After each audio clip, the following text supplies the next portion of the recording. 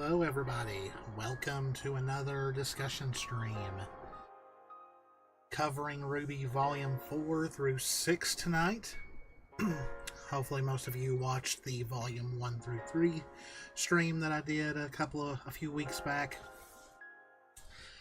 I decided I'm going to make this streaming series a 4-parter. Next time it'll be Volume 7 through 9. And then we'll do a 4-part stream talking about the future. Unless we get some news before that 4th stream. I know sometimes a little bit more time has went by since the first stream and this one that I would have liked. Let me check real quick. How long was it when I did that live stream?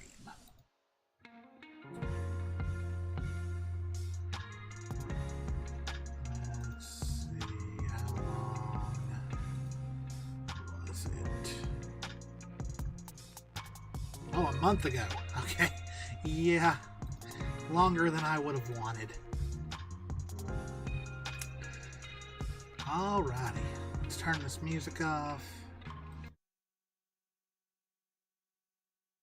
And let's get this thing down. Boom. Hello, everybody.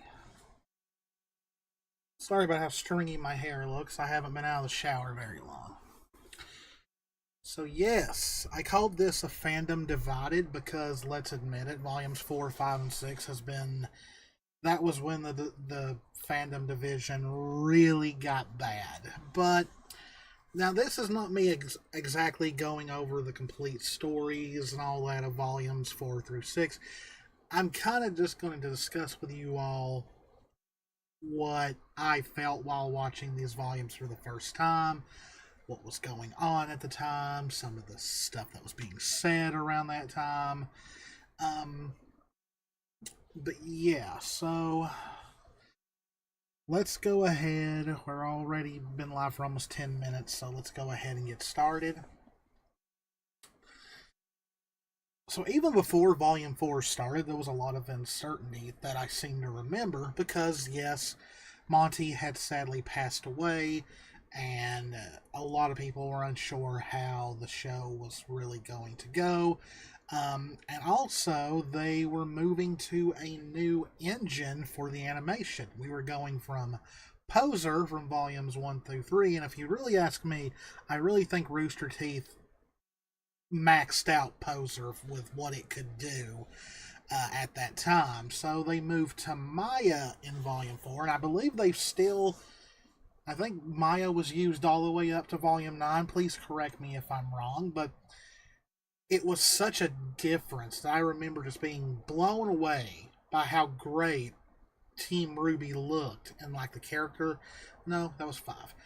How RWBY looked in the teaser for volume 4 when they did that little trailer for RWBY. And really, ever since volume 4, it seemed like every volume they increased how good everything looked. Like if you watch volume 4 and volume 9 side by side, volume 9 makes 4 look bad. But for its time, 4 looked really, really good. And I remember being excited going to volume 4 because it really seemed like we were out of the school setting. That's one thing that I really looked forward to. I was pretty much done with the school setting.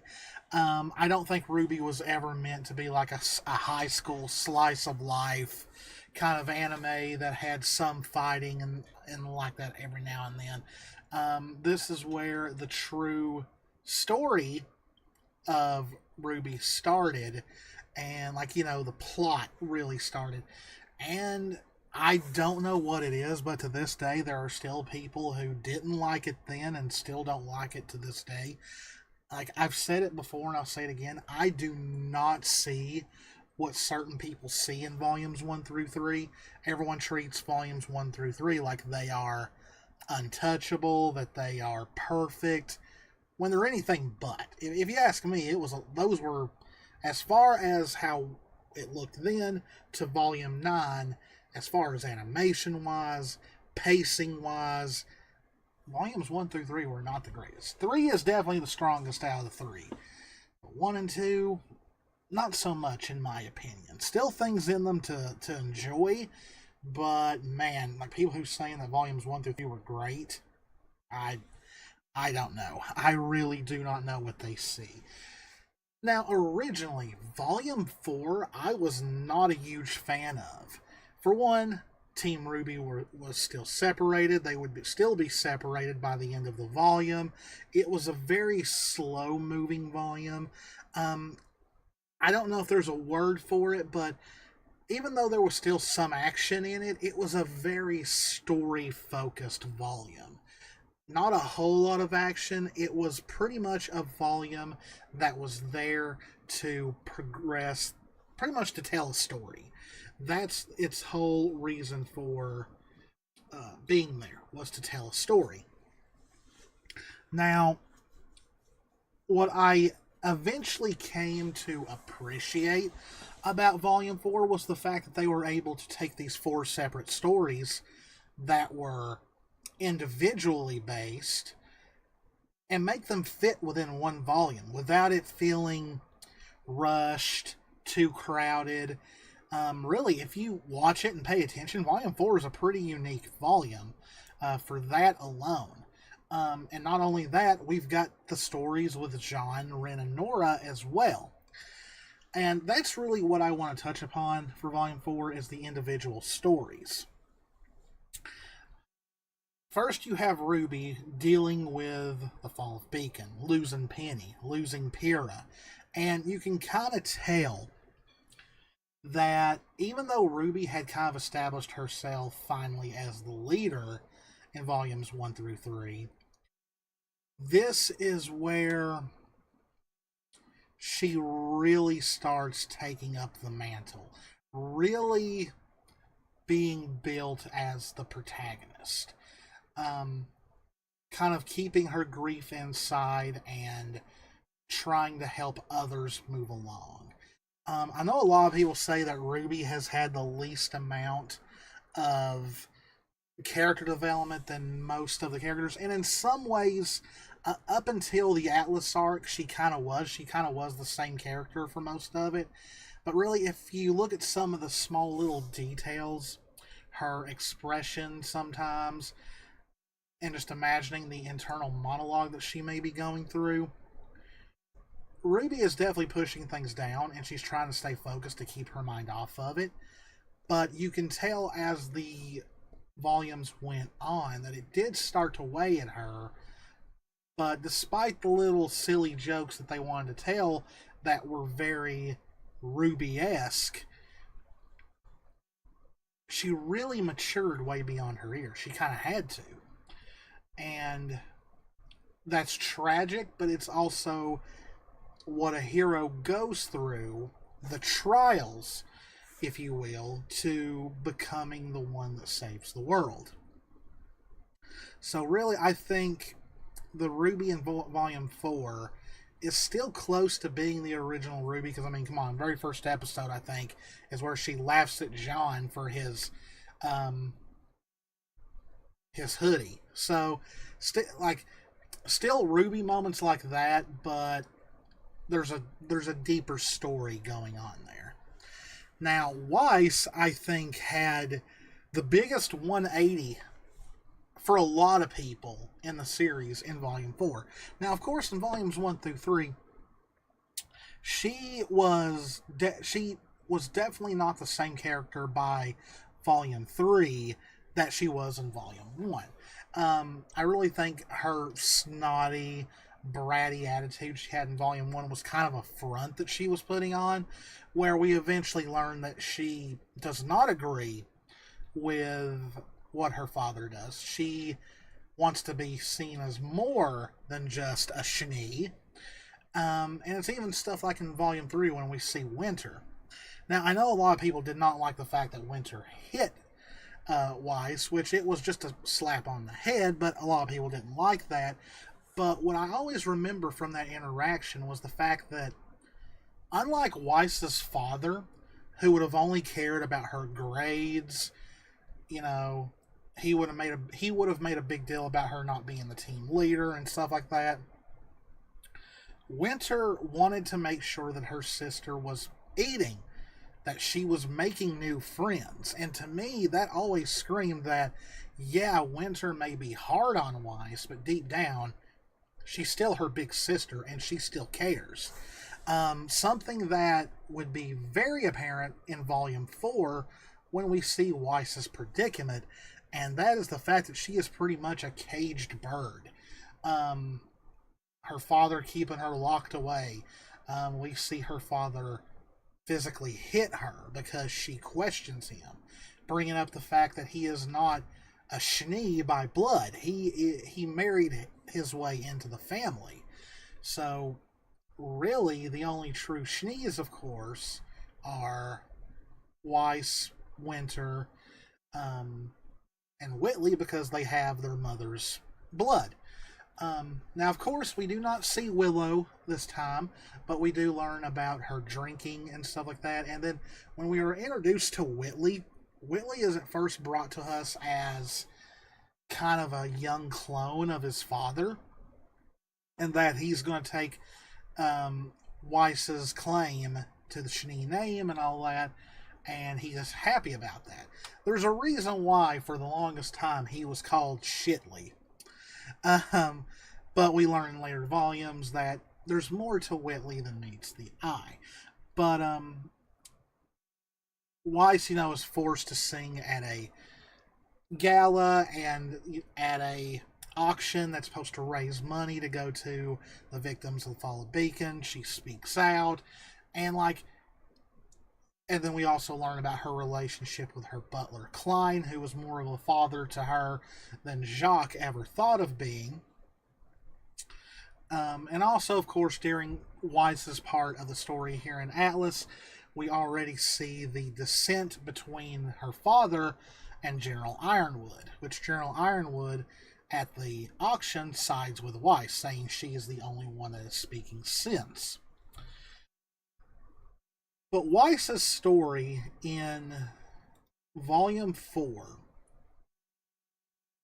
got a lot of people who did not like Weiss to start really liking her, because she went through a character change of this snobby rich girl to finding out she really is a loving and caring individual who loves her friends and does not think the way that her father does. It's in a way that whenever she says, "I'm more than a name," I think Weiss still wants to make the Schnee name something to be proud of, more in line with her grandfather, but she's also ashamed of what her father has done with the Schnee name.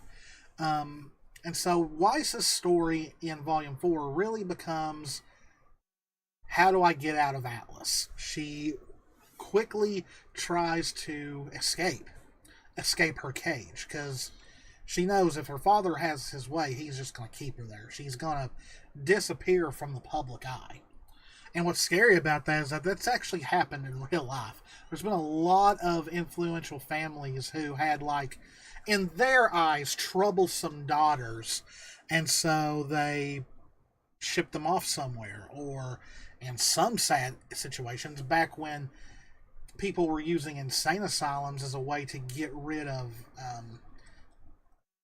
relatives that embarrassed them, some of them were sent to insane asylums because they didn't think the way that their family did. So, yes, who knows what I don't know if anything that extreme would have happened, but it definitely drives home that Weiss needs to get out of Atlas, and she needs to get out fast. Then we have Blake, and we can't talk about Blake in Volume 4 than talking about, that's right, the shipping war that came with Volume 4. Because I don't remember a lot of Black Sun and Bumblebee discourse during Volumes 1 through 3, but it was really during Volume 4 where things really got nasty.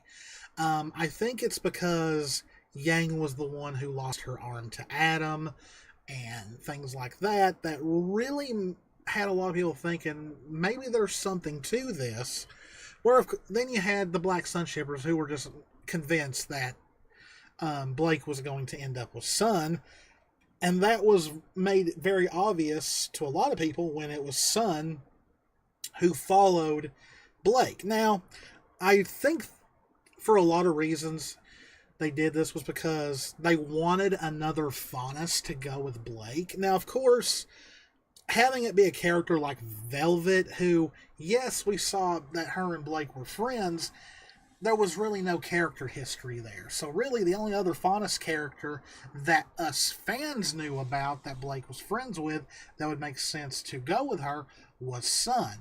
And I think that's mostly because Sun, being a very free-spirited individual, didn't know about really what his kind was going through.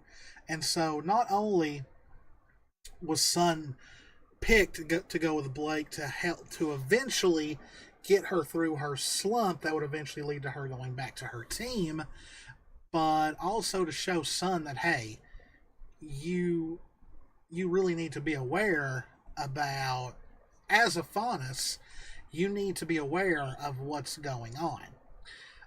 And it's funny, I didn't even know about this until like last night. Apparently, Miles did a cameo video, and apparently this was a while ago. Like, it was after Volume 9, of course, but I did not know about this. Apparently, someone had asked Miles about Bumblebee for a cameo video.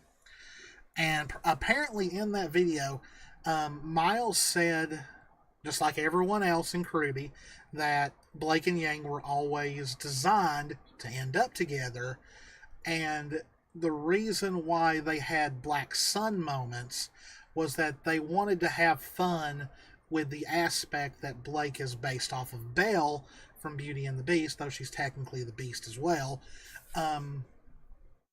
because she's Belle, she's the beauty. Everyone loves Belle. You know, Belle may not have been from a royal family, but she was so beautiful and so kind that everyone that met her kind of, was attracted to her. And they said they wanted to have fun with that. That, there was kind of a truth behind the whole everybody loves Blake, But he said he has since now regretted it because of what it caused between Black Sun shippers and Bumblebee shippers. Now, there's no way they didn't know that was going to happen. I refuse to believe that part. I always think sometimes creators do stir the pot a little bit to get the fandom talking, but I know they wanted to keep it on the download until Blake and Yang actually happened. But they could have done a little bit more damage control in a way. Like, for me, Volumes 4 and 5, that is what convinced me at the time that Blake and Sun were not going to happen. And that's just because they were on an island together for almost 2 volumes. A great setting for something romantic to happen, and nothing happened. Yes, Sun took an attack from Ilya, but other than that, nothing else really happened. But that was me at that time. But I remember Blake's episode in Volume 4. There was a lot of discourse about Sun following her without her knowing. And of course, people don't like that she slapped Sun and stuff like that. It is what it is. I mean, it's there. I know Erin claims that she didn't even know about the slaps, or she only knew about one of them. But yeah, Volume 4 was a rough volume for Blake. We learned that Blake does have parents. Before that, we all assumed that she was an orphan, that she was raised within the White Fang.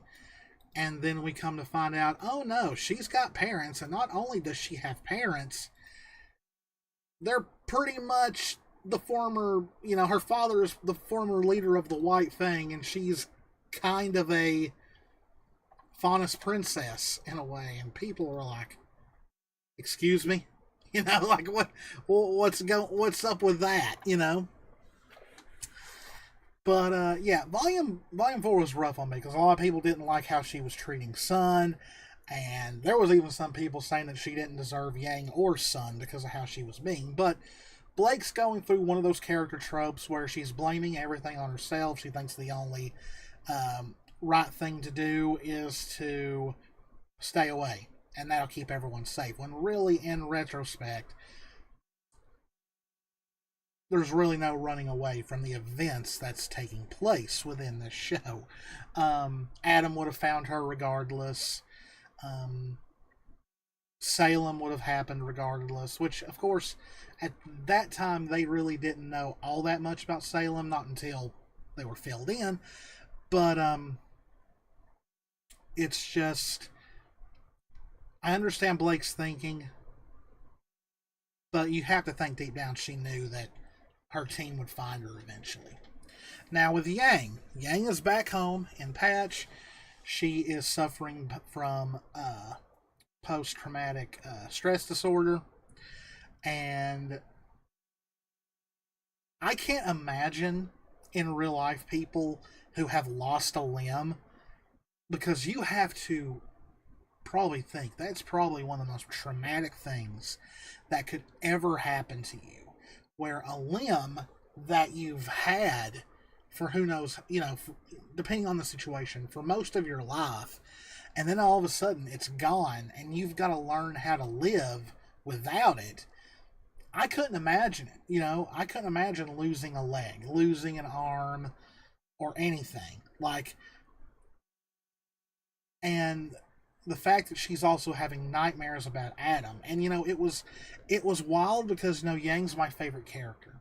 And one of the things that always drove me to Yang was her confidence, her badassery.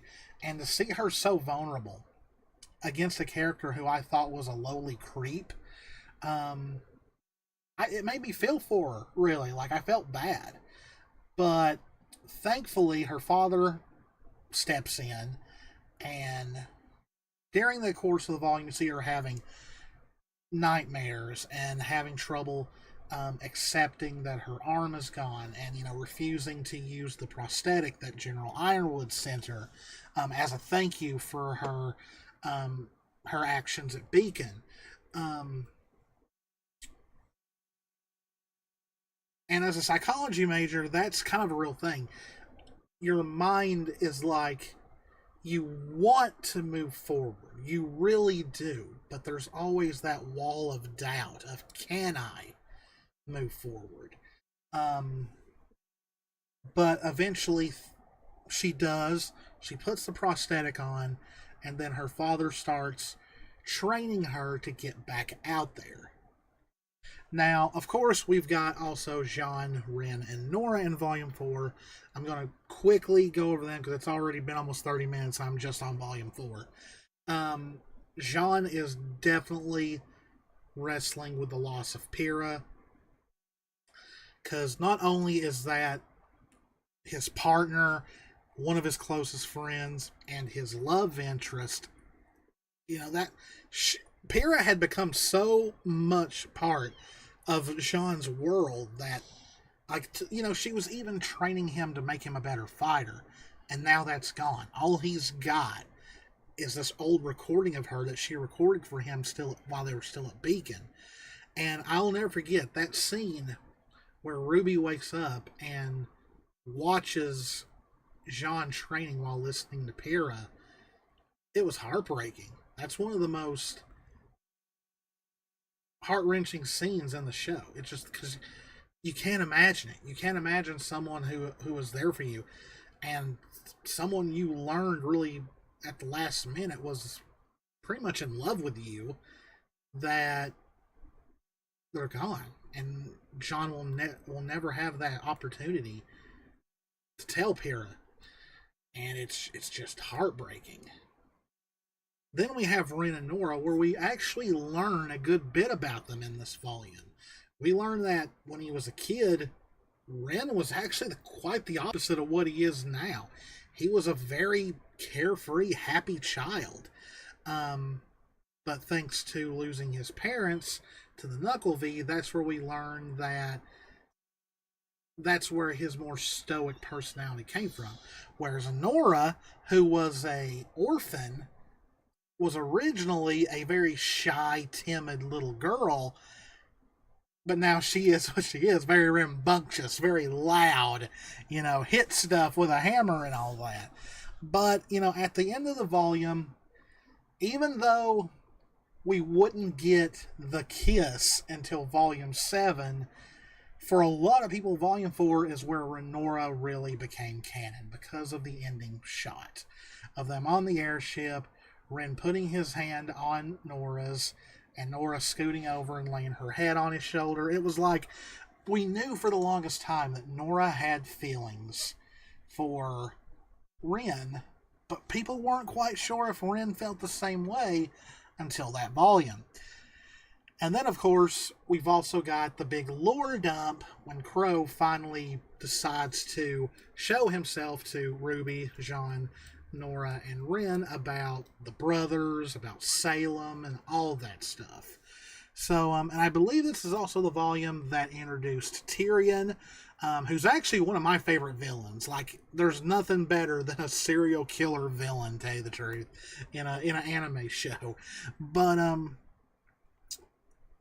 yeah, Volume 4 was very divisive. And like I said, I originally was not a big fan of Volume 4, but I eventually grew to love it just because of how much story is in it, how much world building is in it.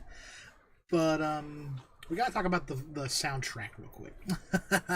So there's not much controversy with the soundtrack except for a particular song, and that being the song Bumblebee.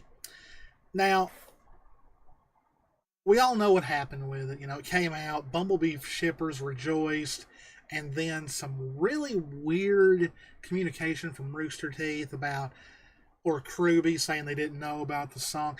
Like, to me, to this day, we didn't know about the song. How do you greenlight the release of a soundtrack and don't double check the song titles? Like, what songs are on? Like, I still get mind boggled to this day, and I really think it's Jess's theory is that people latched onto it way too quickly, and they were trying to do damage control. Just I don't know. It was a weird time. It was a very weird time. Volume 4. But like I said, not one of my favorite volumes at that time. But as the course of time has went, it's really grown up there with me. It's grown on me. So then we move to Volume 5, and boy, talk about decisive. There are people who swear up and down that this is the worst volume of RWBY, that it was badly paced, it was a mess. I don't think that harshly on it, mostly because it's more of a Yang volume, and Yang's my favorite character, so I kind of enjoyed it. But yeah, Volume 5 is a big volume for Yang, because we finally get to see her reunion with Raven. Now, of course, we've also got Ruby, Jean, Nora, and Ren and Crow who have made it to Mistral. Oh yeah, and there's Oscar as well. But they spend most of it just sitting in a house. That's what a lot of people had a problem with, was that they just sat in a house. Now, of course, story-wise, it's because Crow is trying to hear from his contacts, get a hold of other huntsmen and huntresses, and he can't find any of them because, yeah, we all know why. Weiss successfully gets out of Atlas, but thanks to some Grimm, her ship ends up crashing and she gets captured by bandits, who turn out to be the same bandits led by Yang's mother, Raven. And then with Blake, we still have, by this volume, she is now committed to trying to at least get the White Fang out of Adam's control in a way. And like, she goes through this metamorphosis of almost like being a leader by the end of it for the White Fang. Like this new, it's not really stated, but then what we hear at the beginning of Volume 6, it's kind of the early buildings of a new White Fang or a new Faunus movement that we learn in Volume 6 that her father is starting up. And then, of course, we have Ilya, who is introduced, and boy, that creates even more of a shipping discourse that we'll get to in a little bit. And then, of course, we now have the newly rejuvenated Yang, who is back out on the field, and she's gone out to find her mother so she can find her way to RWBY, because she now knows, thanks to her father, what Raven's semblance is. So yeah, sadly, RWBY is pretty much stuck in a house for most of this volume. We still get little building things of her still, obviously keeping her emotions down low as far as Penny goes, because she says you'll be combat ready in no time to Oscar, and she has a slight sad look on her face when she realizes what she has said. I remember during Volume 5, there were already people complaining about the pacing. And I don't know if this is fully true, but for the longest time, for many years now, it's been said that the reason why Volume 5 seemed very all over the place is because RWBY spent most of the budget on the character trailers for Weiss, Blake, and Yang that were played leading up to the volume, and the fact that the script for Volume 5 was still being written when it was airing. Now, if that is true, I would hate to think how around the clock they had to work on this, because if they were writing it as it was airing, that means like they were quickly writing stuff and the animators had to animate it quickly. So if there is truth to that, I can definitely see why for a lot of the scenes there's nothing but a bunch of standing around. It's because they didn't have time to animate anything else.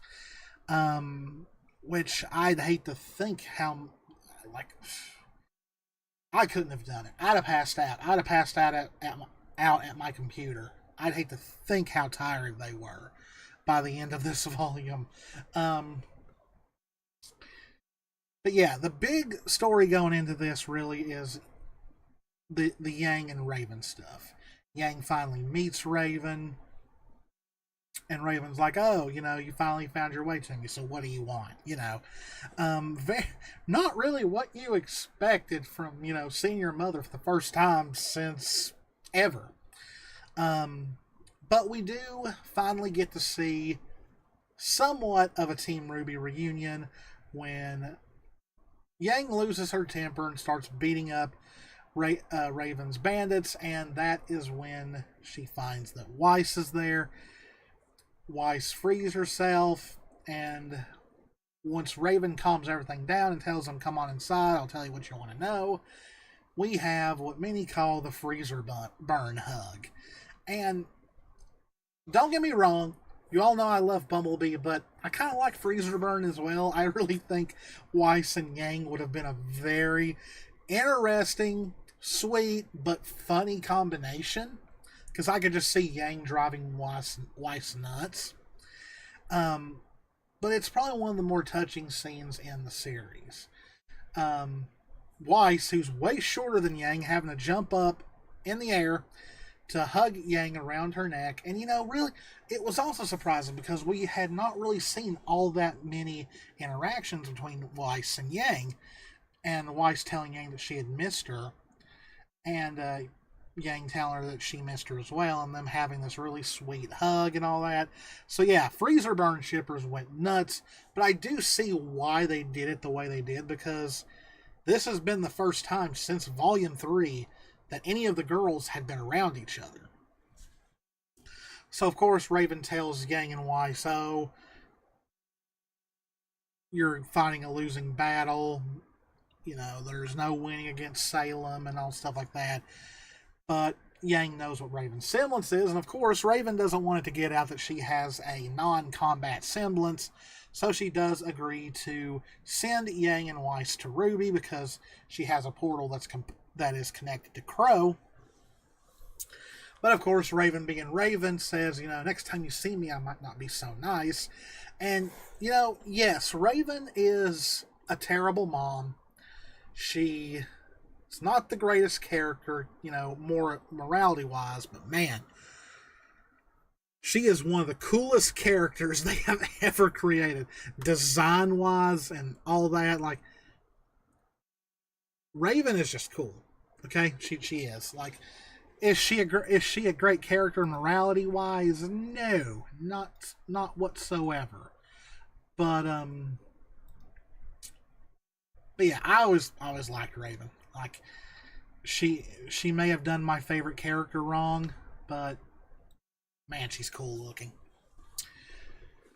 So then we finally have Ruby, Weiss, and Yang reunite. And then we have the episode that set the shipping world on fire. And that is, of course, the episode where one, Ilya is confirmed to be canonically lesbian and she had one-sided feelings for Blake. But it's the same episode where we have Yang's breakdown where she acts all mad that, oh, what, we don't need Blake, blah, blah, blah. And then tells Weiss, what if I needed her here for me? And proceeds to cry. Like, so far in this series, the only time Yang has actually gotten upset enough to cry is over Blake. But man, I remember seeing this episode, and I got on Facebook, and I was going to make some kind of post. I forgot what, because this has been years ago. And boy, the place was on fire. It's like that meme of from the show Community, I think, where the guy walks in with the pizzas, all happy, and the room is on fire. You had Black Sun shippers who were mad. You had Bumblebee shippers who were happy. And now you had people that were shipping Blake and Ilya now. I think it's called Cat Million or something like that. So yeah, that was fun. That was fun to watch, because I think a lot of people got banned that night because of some of the things they said. And being a Bumblebee shipper, I just kept quiet. I was like, no, I'm not getting into that. Even at a younger age, in my early 20s, I was like, no, not. I think it was older. I think I was still in my early 20s around that time. I might have been mid 20s, but I was like, no, I'm not jumping in on that fire. There ain't no way. Couldn't pay me the amount of money. I'd have to have been drunk to really take part in that, because it was bad. We had people threatening each other, threatening to dox people, all that, over shipping. It was not good. So then we finally start getting to the wind down of the volume. And of course, people are getting excited because everyone is descending on Haven. Because we know that Ruby, Weiss, and Yang are heading there to try and stop Cinder from getting the relic. And we know that Blake is on the way there to stop Adam from blowing the school up. Boy, I hope I don't get in trouble for saying that on stream. But hey, that's what happens in the show. So, with the Blake and Adam, the small little Blake and Adam fight in Volume 5, upset a lot of people. Because they said it made Adam look weak. Well, the thing is, Adam isn't weak, but his whole thing is about having control. That's the reason why when he fought Sun and Blake for a little bit, he ran off. He went so he could try and pick them both off separately, stealthily. But once Blake was no longer scared of him, he lost his power over her. So that's why Blake was easily able to fight him off. I mean, that's a real life thing. I mean, it's been done in several movies about abusive relationships. It's been, I believe there was one movie that had Jennifer Lopez in it called Enough. I think that's what it was called. And that was one of those situations. Now, a lot of people did not like the fight in Haven because it was still, once again, a lot of standing around, and if there was any fighting going on, it would cut to something else. And I do think if those rumors are true, that's mostly because of the whole They had to animate stuff quickly, and they just didn't have time to do any kind of fight scenes. But then we have it.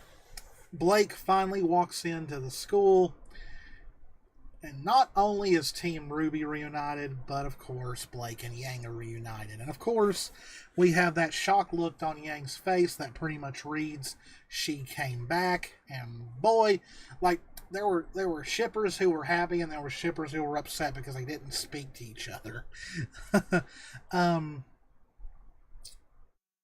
So while all that is going on, down in the vault, we talked about the animators not having enough time to animate a lot of stuff, but boy, I am glad they animated this. And that was the fight between Cinder and Raven when Raven revealed she was the Spring Maiden. Oh my gosh. To this day, that is one of my all-time favorite fights. Like, that was the first fight where I was like, man, this is like a Dragon Ball Z level kind of fight going on. Like, they're flying all over the place. They're shooting blasts at each other. Like, this was amazing. And finally, I think a lot of people wanted this to happen, especially after Volume 3. Finally, Cinder takes an L and loses to Raven. And a lot of people thought Raven had done Cinder in. That was the end of Cinder. But anyway, Yang shows up. Her and Raven have a bit of an argument, but Yang makes a point that, hey, I may be scared, but at least I'm still going to do something about it. I'm not going to run away. And then, of course, we have Raven tearing up and telling Yang she's sorry. Controversial though it may be, I do think this was a peek at the real Raven. I think deep down she does care about Yang, but being the type of character that Raven is, she's not always going to outwardly show that. I think deep down she does deeply regret leaving. I think she let her fear of Salem get way too... she let it get to her way too much. Because, like, really, abandoning your family just because you want to save your own hide, that's not a great way to think. That's not a good person whatsoever. But now that we know, thanks to RWBY Beyond, and because of the epilogue, that Raven is there. Raven is in Vacuo with everybody. We may see some kind of redemption for Raven in Volume 10 and onward. Who knows? Because it's very obvious that she quickly felt, or, thanks to her semblance, she quickly felt that Yang was back and quickly went and got them so she could bring them back. We'll see. But I think that's one of the more interesting stories going forward from this volume is Raven's role now and her relationship with Yang. Now that Yang is in a happier mindset now, with RWBY being okay and being herself again, to her and Blake being together. So how's that going to translate into her relationship with her mother? That is going to be a very interesting thing. But yes, the volume ends with the bad guys retreating. Team RWBY finally gets a W, and Team RWBY is finally reunited. So yes, this volume was very divisive. Like I said, a lot of people think it's the worst volume, story-wise, pacing-wise. I still like this volume. I love the Cinder and Raven fight. I love the Yang versus the Bandits fight. I love the scene with Ilya. Oh yeah, I went completely over that, didn't I? Long story short, Blake's able to get through to Ilya, and Ilya changes sides, and she's very helpful in thwarting the blowing up Haven plot. So now we move to Volume 6, and boy. So my favorite volume of the Mistral arc is Volume 6. And I tell you, Volume 6, I think, was one of the high points of RWBY for Rooster Teeth. I remember I worked at GameStop at the time, and we were showing the trailer for Volume 6 in store because GameStop had a deal going on with Rooster Teeth where Achievement Hunter and many others would be doing ads for us, and so in return, we would show trailers for their shows and all that. Give them advertisement and all that. Man, like everybody was excited for Volume 6 because it was going to be the first volume, the first full volume since Volume 3 where all of Team RWBY was together. And boy, they made sure to make that apparent in that. For one, Volume 6 has the best intro in the series. I'm sorry, but Rising is an amazing song. But quickly, after episode 1, they separate Team RWBY from John, Ren, and Nora. Of course, we say goodbye to a lot of characters that were mainstays in 4 and 5, that being Ilya and Sun. Sadly, we don't see Blake's parents. We don't see Gira or Callie at the station saying goodbye to Blake. Boy, I remember I wasn't on Twitter yet when Volume 6 first started airing, or maybe this is where I really started getting on Twitter. It was during Volume 6, but I can't remember if it was after the first episode or not. But I remember getting on Tumblr, and like, the shipping world is always on fire when it comes to RWBY. But when the kiss on the cheek happened with Blake and Sun, and then him telling Neptune that it was never about that, that's not why he went with Blake and all that, you had Bumblebee shippers who were all of a sudden in love with Sun because he pretty much said he was stepping aside.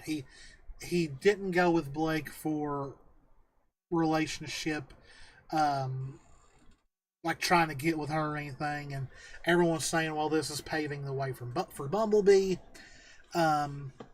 But then you have people saying, he'll come back, which he will. It's obvious that Sun is going to come back. But yeah, even after episode 1, it was already on fire. But episode 1 of Volume 6 is really good. The train fight was really well done. Then, of course, we have the introduction of Maria, who we learn is she used to be a huntress until she lost her eyes, which she had silver eyes at one point, and she kind of becomes like a Yoda to RWBY's Luke Skywalker in a lot of ways.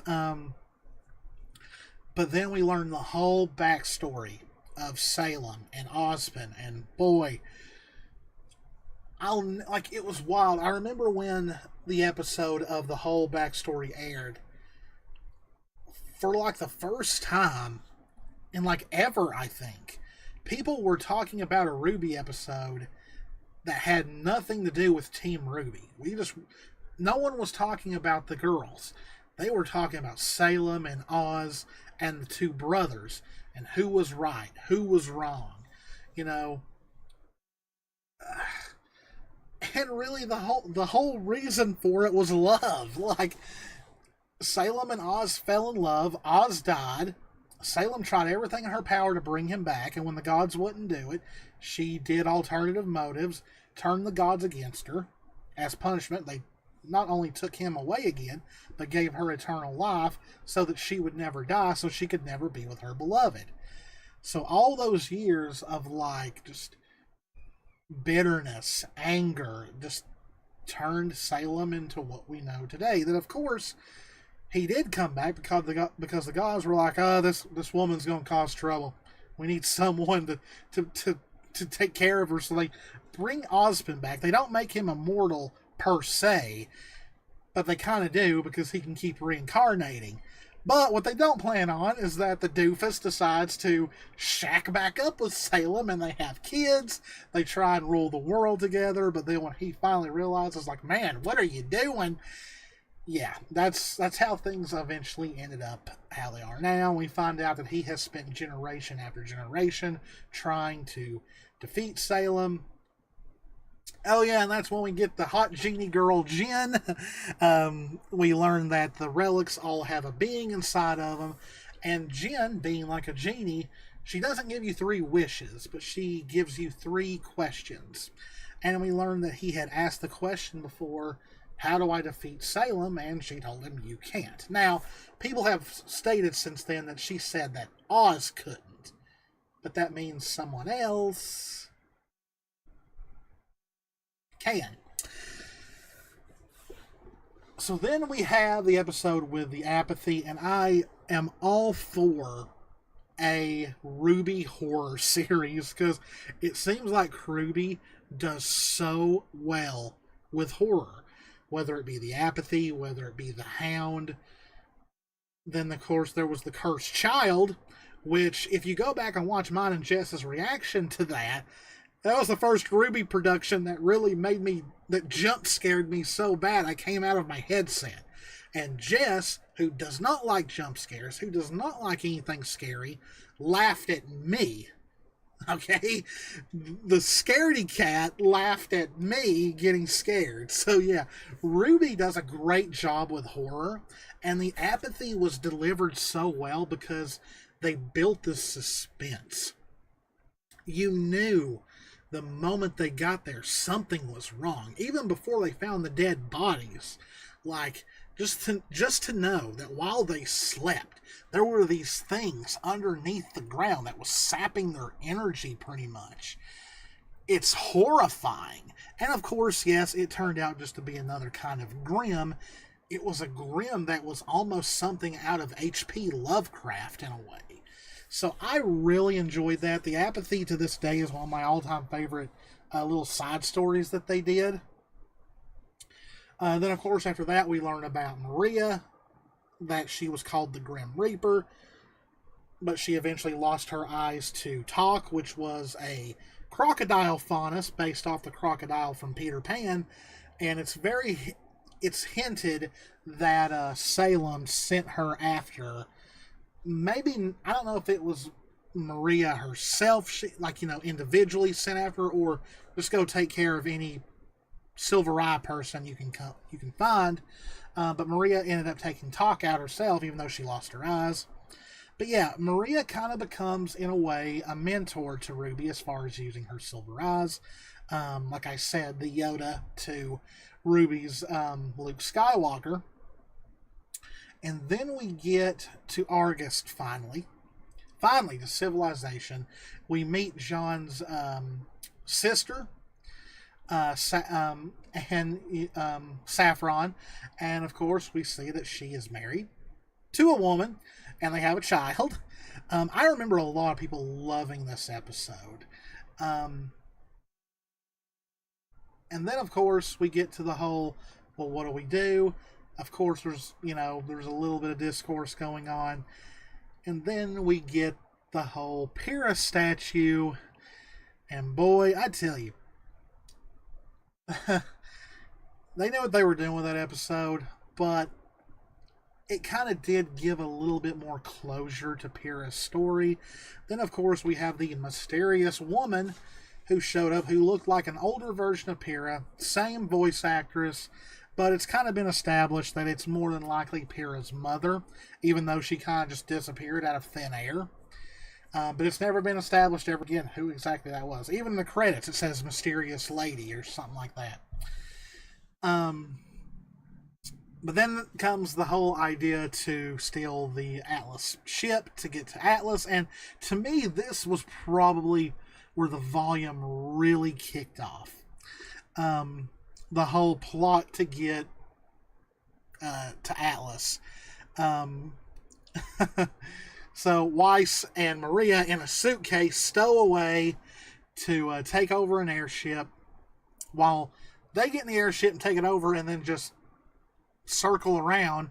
Blake is going to take down the towers, and of course we all knew it was going to happen. She gets ambushed by Adam. And boy, did we all not know where this was going, because it was Yang who brought Blake to the radio towers. And of course, when something goes wrong, Yang already just, it'd be common sense that Blake's in trouble, so Yang hurries on.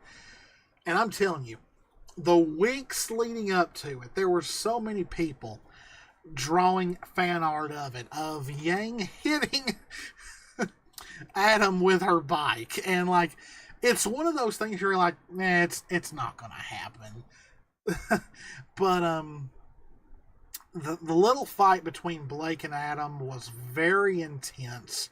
The fact that he took one of Blake's old ribbons and wrapped it around his eyes, kind of creepy, not gonna lie. It's kind of funny that this happened right around the time the Bird Box movie came out. But that's what it was called, right? Bird Box. I don't remember. It had a I can't remember her name. Erin Brockovich. What was her name? The actress. Sandra Bullock. That's who it was. Yeah. Sandra Bullock was in it. That's all I remember, and I could barely remember her name.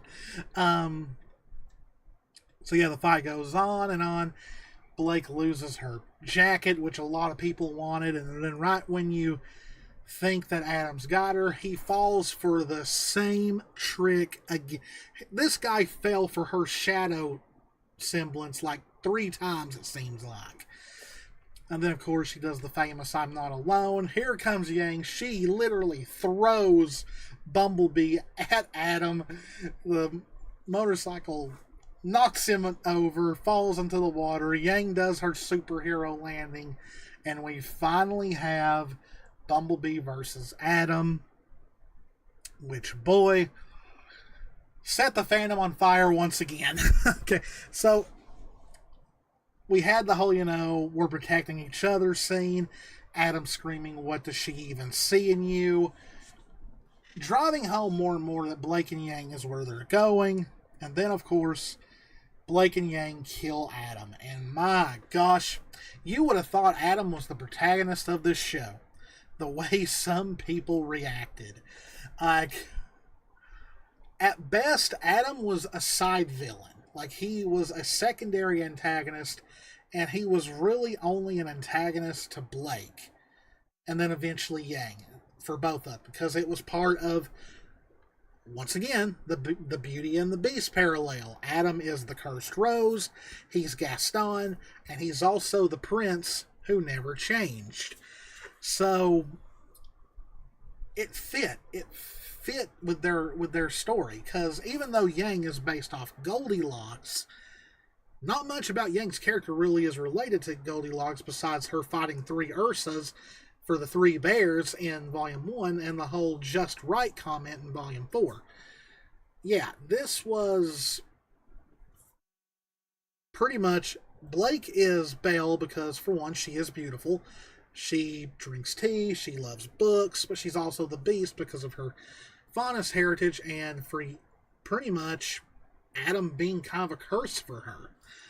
Yang is Belle because Yellow Beauty.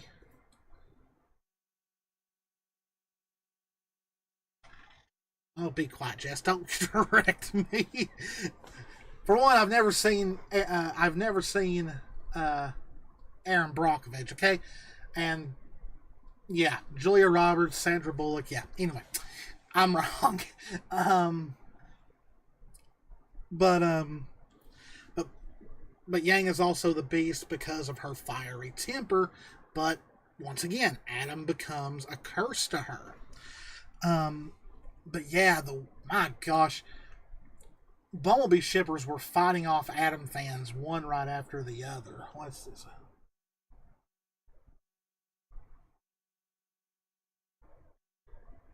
Oh, yeah, I'll get to that in a sec, yeah. But yeah, like, it was bad. It was, and then, of course, I think it was after Volume 6, but RWBY fans had a really rough time after Volume 6 because of the Adam stuff, but also because of the things that came out about a certain voice actor. And I was having to deal with that on 2 fronts, because I'm a RWBY fan and I'm a Dragon Ball fan, so I don't remember those days too much. But anyway, after the whole thing with Adam, the whole time that's going on, RWBY, Weiss, Jean, Ren, Nora, Oscar, they are dealing with Cordova,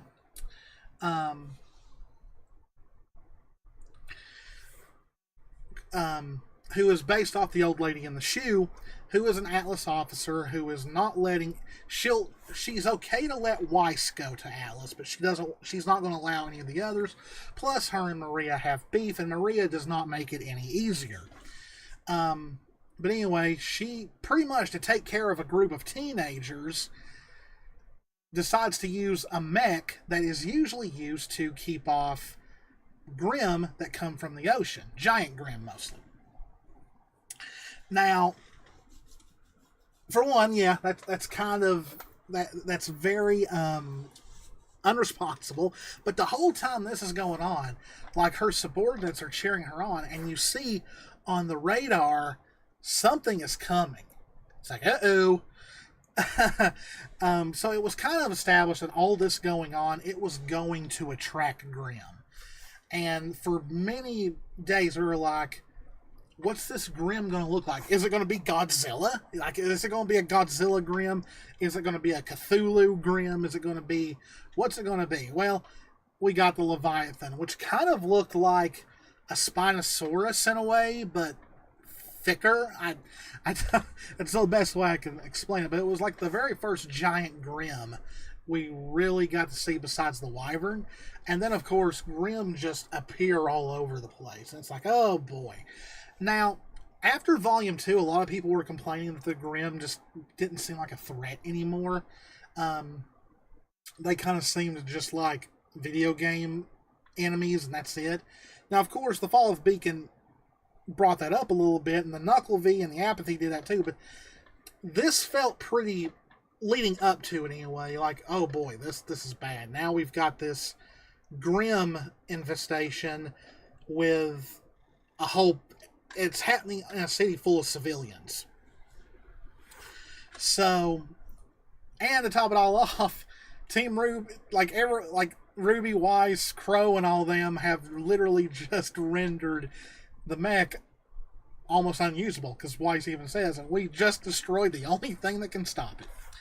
So they leave Cordovan to pretty much just deal with the consequences of pretty much her own actions, even though she does try to blame them.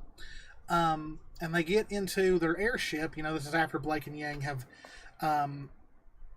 rejoined the group, and they're like, okay, what are we going to do? So after the training that Maria has given RWBY for her Silver Eyes, RWBY has a plan. So of course they want to get the Grimm's attention on them, so that's what they do. Now, using Weiss's summon, RWBY is going to use her Silver Eyes to either try and disintegrate the Grimm, or at least freeze it like she did the Wyvern in Volume 3. Now, she at first starts having trouble because she starts remembering all the bad things.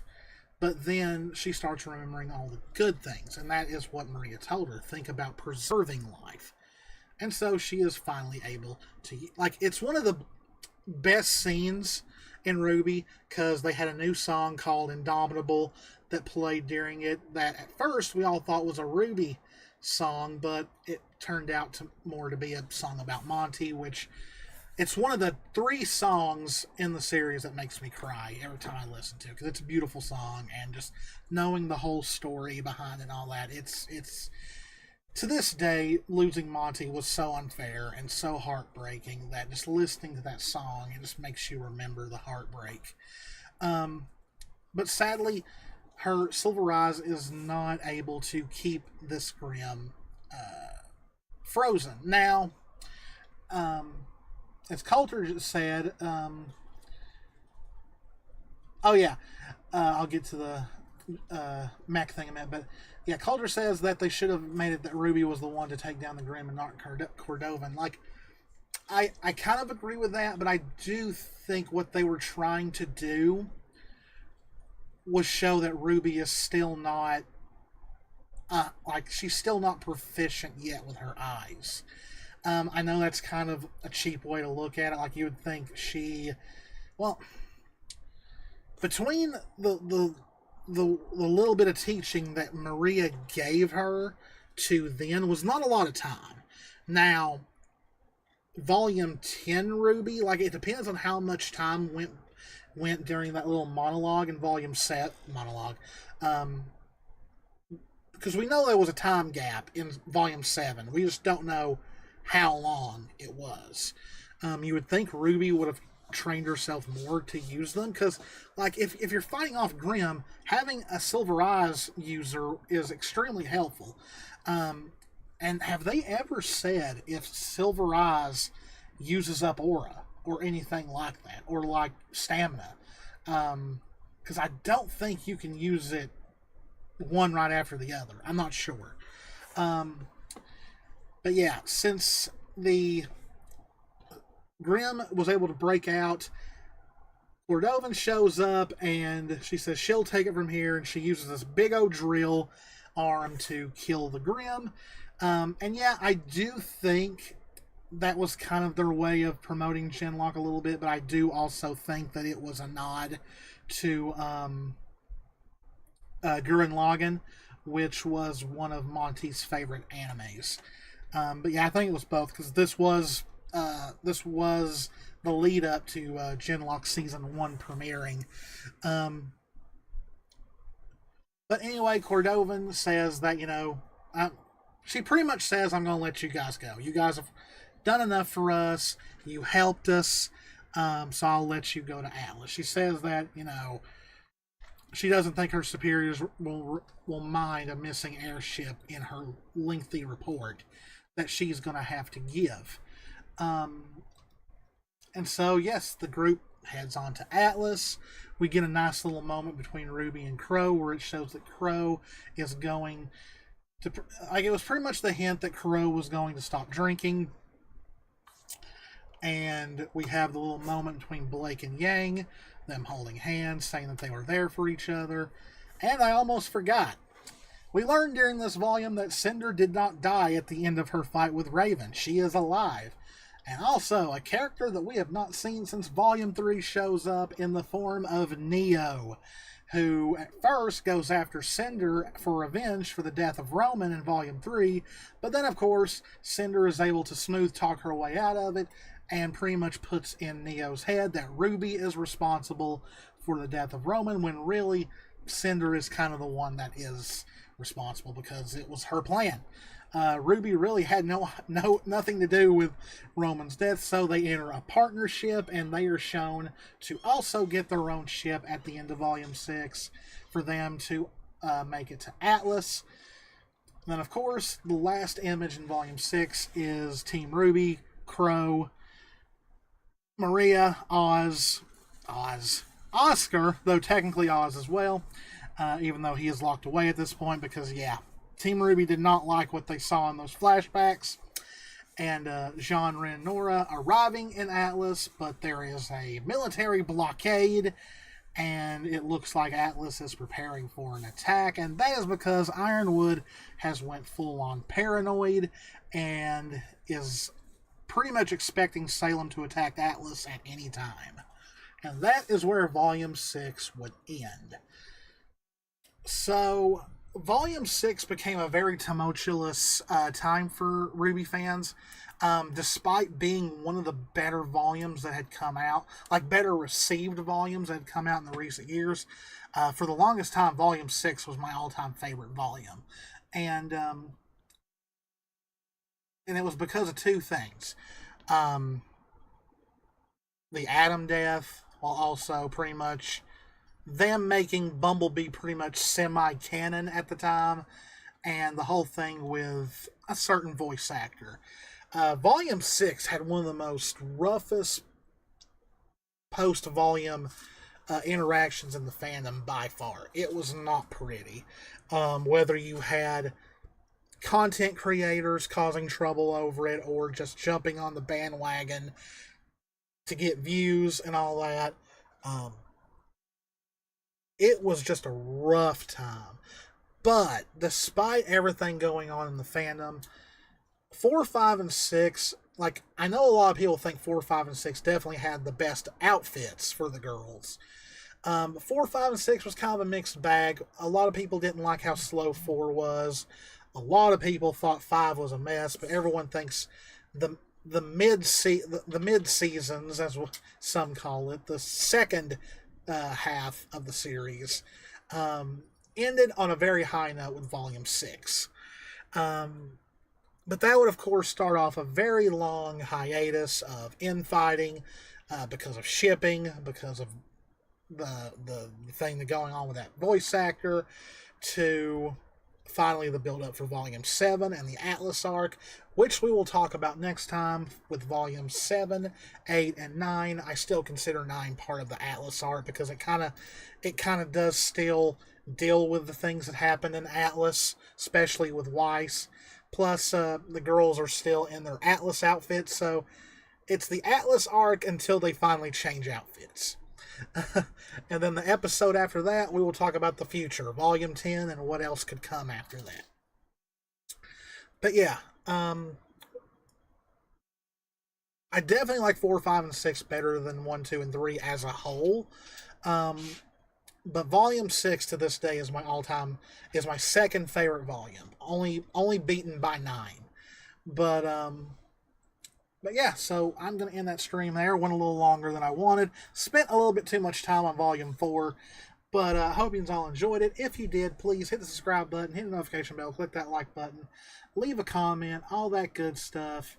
I don't know when part 3 will be up. I'll try and do it sooner than I did this one. But just keep in mind, next Monday, me and Jess are going to the beach for our anniversary. I'll try and record some stuff before that can go up while we're away. So the next time I'll be able to stream will be Thursday, but probably don't expect part 3 until sometime after we get back from the beach. But as always, guys, this is Canaan. Me and Jess love you all very, very much. Stay safe out there. Take care of yourselves, and I will see you in the next one. See ya.